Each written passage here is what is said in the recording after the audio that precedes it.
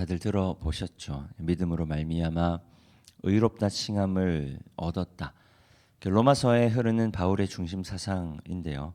그 바울은 로마서를 통해서 우리는 오직 믿음으로 하나님의 구원을 받았다라고 말합니다.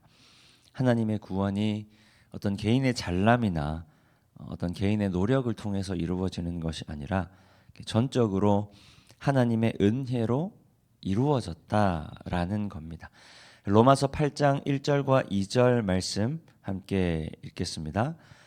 그러므로 이제 그리스도 예수 안에 있는 자에게는 결코 정죄함이 없나니 이는 그리스도 예수 안에 있는 생명의 성령의 법이 죄와 사망의 법에서 너를 해방하였습니다. 그러니까 죄와 사망의 법에서 너를 해방하였다. 그러니까 죄와 사망의 법에서 우리가 어떤 노력을 해서 해방되었다라는 게 아니라 소위 공짜로 해방되었다라는 겁니다. 그런데 하나님의 구원이 공짜다라고 이야기하는 게 아니라 하나님의 구원은 엄청난 값을 지불해야 하는 것임에도 불구하고 하나님께서 그것을 예수 그리스도를 통해서 대신 지불해 주시고 우리는 그 덕에 하나님의 구원을 공짜로 얻은 것입니다. 그러므로 우리는 우리를 구원하신 하나님의 그 은혜를 입은 자임과 동시에 그 은혜에 빚진 자이다라고 바울은 말합니다. 오늘 본문 12절 말씀 함께 읽습니다. 그러므로 형제들아 우리가 빚진 자로 돼 육신에게 져서 육신대로 산다는 것은 곧 내 마음대로 사는 것을 말합니다. 내 뜻대로 사는 것이죠. 내가 하고 싶은 것 하고 내가 먹고 싶은 것 먹고 내가 가고 싶은 것 가는 것을 말합니다.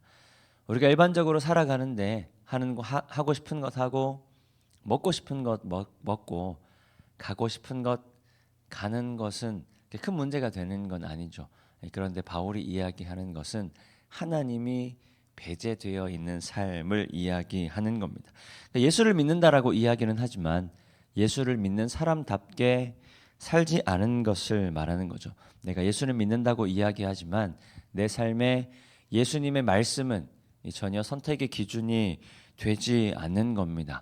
우리가 소위 예배를 통해서 혹은 말씀을 통해서 은혜 받았다라고 이야기하지만 실제로는 그 은혜에 대한 감사가 전혀 없는 겁니다. 은혜라고 하는 게 거저 받은 거잖아요. 은혜라고 하는 것은 그 말 자체가 공짜로 받은 겁니다. 그러니까 공짜가 아닌데 공짜로 받은 것을 말합니다. 그래서 반드시 감사가 따라와야 되는 거죠. 우리가 은혜 받았다라고 이야기한다면 반드시 감사가 따라와야 한다라는 겁니다. 그런데 은혜 받았다라는 고백에 은혜 받았다라고 고백하는 그 삶에 감사는 전혀 없는 겁니다. 그러니까 그리스도인들이 그리스도인답게 살지 않는다. 이것은 자칫 바리새인들의 논리처럼 들릴 수도 있습니다. 구원을 받으려면 착하게 혹은 하나님 앞에 밉보이지 않게 그리고 하나님 말씀에 맞게 부합하게 살아야 한다. 내가 할 수 있는 갖은 노력을 통해서 말씀을 이루는 삶을 살아야 그래야만이 구원을 받을 수가 있다. 이 바리새인들의 말이죠. 그런데 이것과 비슷해 보이기는 하지만 순서가 바뀌는 겁니다. 행함이 있어야 구원을 얻는 것이 아니라 구원을 얻은 자답게 행동해야 한다. 구원을 얻은 자답게 살아야 한다라는 겁니다. 오늘 본문에서 말하는 것처럼 은혜에 빚진 자답게 빚을 갚는 마음으로 그리스도인들은 살아야 한다. 이게 자칫 잘못 이해하면 그리스도인들에게 계속해서 무언가 짐을 지우는 느낌으로 들릴 수 있습니다. 그런데 오히려 그 반대입니다.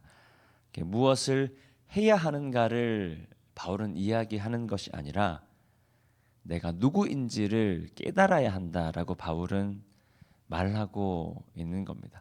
우리가 그리스도인, 우리가 구원을 얻기 위해서 무엇을 해야 하는가 바울은 이야기하는 것이 아니라 하나님께서 이미 예수 그리스도를 통해서 우리 가운데 하나님의 구원 거저 주셨으니 우리가 하나님의 구원, 하나님의 은혜를 경험한 자답게 살아야 한다라는 말입니다.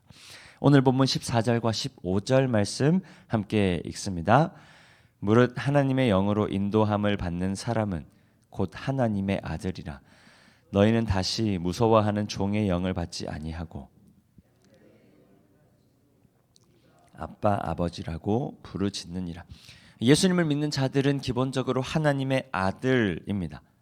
더 이상 종이 아니라 하나님 앞에 양자로 부름받은 사람이다. 바울은 이야기합니다. 실제로 당시의 로마 사회를 보면요, 입양 제도가 굉장히 발달해 있었다라고 합니다.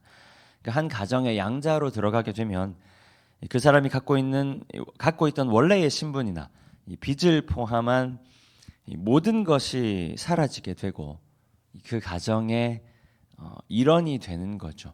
그러니까 한 사람의 인생 자체가 재정의 되는 겁니다.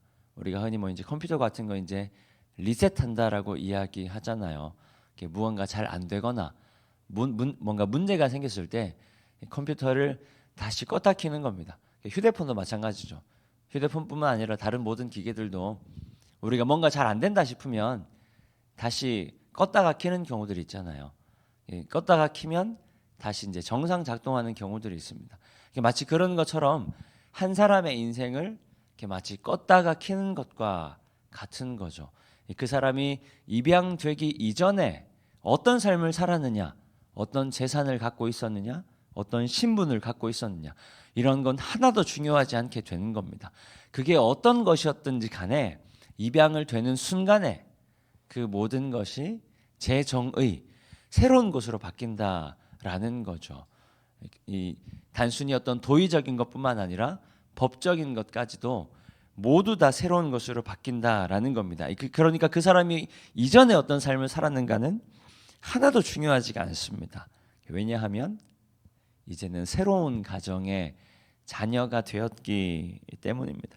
로마인들은 바울의 이 이야기를 들으면서 아마도 떠올렸을 것입니다. 예수를 믿는다라는 것은 법적인 신분이 완전히 바뀌는 거구나. 더 이상 하나님을 두려워하는 종의 신분이 아니라 더 이상 하나님을 두려워하지 않아도 되는 아들의 신분을 갖게 되는 것이구나. 아들로서의 권한과 함께 아들로서의 역할 또한 부여되는 것이구나. 본문 17절 말씀 함께 읽겠습니다. 자녀이면 또한 상속자 곧 하나님의 상속자여 그와 함께 영광을 받기 위하여 고난도 함께 받아야 할 것이니라. 그런데 때때로 하나님의 자녀에게 부여되는 역할이 버겁게 느껴질 때가 있습니다. 우리가 교회를 다니는 것 때문에, 우리가 그리스도인이라는 것 때문에, 우리가 예배를 드려야 하기 때문에, 우리가 그리스도인으로 살아가기 때문에 겪게 되는 일들 가운데 때때로 그것들이 버겁게 느껴질 때가 있습니다. 시간이 지나면서 하나님 은혜에 대한 기억이 희미해지다 보니 아들로서 주어지는 역할이 마치 인생의 고난처럼 여겨질 때가 있습니다. 그래서 가끔은 그 권한을 포기하고 싶다는 마음을 먹기도 하죠. 우리가 믿음을 포기하는 건 아니지만 우리가 아들로서 살아가는 것을 포기하는 경우는 제법 종종 있습니다. 그런데 그것은 정말 어리석은 생각이다라는 겁니다. 출애굽기를 보면요, 어렵게 애굽을 빠져나온 이스라엘 백성들의 이야기가 나옵니다. 하나님께서 이스라엘 민족을 애굽에서 건져내신 이유가 있죠. 표면적으로는 이스라엘 민족의 부르짖음이 있었습니다. 매일 반복되는 고된 노동과 생존의 위협이 있다 보니까 이스라엘 민족은 탄식하며 부르짖어 하나님 앞에 기도하는 겁니다. 하나님께서 그 기도를 들으신 거죠. 그런데 근본적인 이유가 따로 있습니다. 하나님께서 이스라엘 민족을 애굽에서 끄집어낸 근본적인 이유는 종으로 살았던 이스라엘 민족을 하나님의 백성으로 삼으시기 위해서입니다. 그러니까 하나님 앞에서 이스라엘 민족의 신분이 완전히 바뀌어지게 되는 거죠. 그런데 기적적으로 홍해를 건너온 이스라엘 백성들이 홍해를 건너오자마자 하나님의 구원을 경험하자마자 불평을 하기 시작합니다. 무엇 때문에 불평하냐면요, 길이 너무 좋지 못하다. 그러니까 애굽을 나와서 하나님 인도하시는 그 걸음, 그 길이 너무 좋지가 못하다. 먹을 것이 부족하다. 목이 마르다. 맛있는 음식을 좀 먹을 수 없는가. 이제 이런 불평들을 하기 시작하는 겁니다. 그리고 불평으로 끝나는 것이 아니라 다시 애굽으로 돌아가고 싶다라고까지 이야기합니다. 이 이야기를 보면서 어떠신가요? 이스라엘 민족을 보면서 저 사람들 정말 지혜롭다라는 생각을 하는 분들은 아마 아무도 없으실 겁니다. 이런 이야기를 들으면 정말 어리석은 생각이 아닌가 대부분의 그리스도인들은 생각합니다. 그런데 예수를 믿는 우리의 삶이 그런 모습이 아닌가 한번 좀 돌아보아야 하지 않는가 싶습니다. 우리가 하나님의 은혜, 하나님의 구원, 우리가 믿으면서 믿음의 삶을 살아오면서 하나님 주신 감격이나 하나님 주신 은혜가 분명히 있잖아요. 우리가 십수년, 수십 년 신앙생활을 해오면서 수없이 드렸던 예배를 통해 수없이 들었던 말씀을 통해서 하나님 나에게 주신 은혜가 있잖아요.